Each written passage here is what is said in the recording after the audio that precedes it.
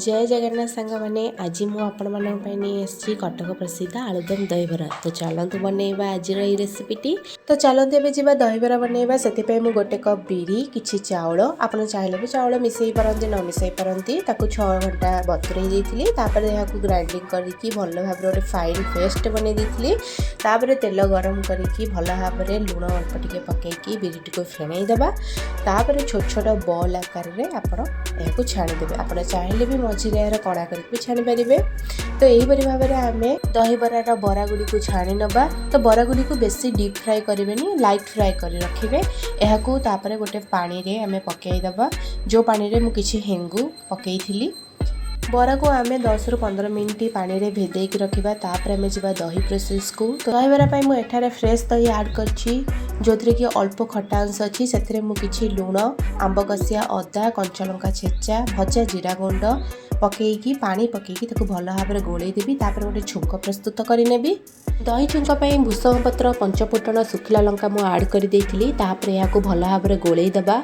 पूर्वर प्रस्तुत करिथेबा पानी रे भिजेकी रखिथेबा बरा छुंक पका दही रे ऐड करिबा। सेथिपई हाथ रे भल भाव में याकू चिपुड़ीकी दही रे आमे पकई नबा। दहीबरा तो प्रस्तुत हो गला। चलते जीवा आलुदम प्रोसेस को। तो आलुदम में अल्प किसी तेल पंचफुटन ऐड करके पियाज भाजी देइछि। तापर मु ऐड करछि अदा रसुन छेचा आ सब प्रकार मसला जेमिति कि लंका गुंड धनिया गुंड जीरा गुंड हलदी सब पकईकी मु भल भाव में कषई देवी।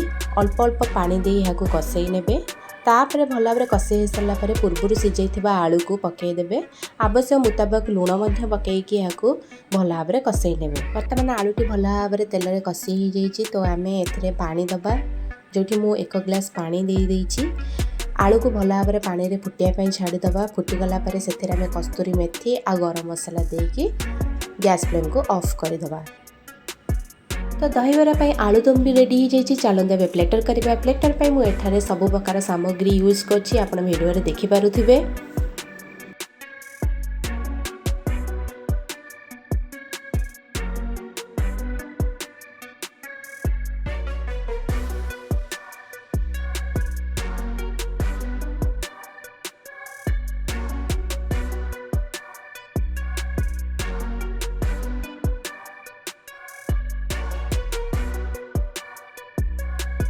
तो सांग मैंने ये थिला हमर आज रेसिपी कटक प्रसिद्ध आलुदम दहीबरा। जदि आपको मो वीडियोटी भल लगी निश्चय भाव सब्सक्राइब बटन ऑन कर दिंतु। आ निश्चिंत भाव में यही रेसिपी टू घरे बनातु। होली आसुची आगु को घरे बनई की खातु मजा नियंतु। रहुची बाय बाय।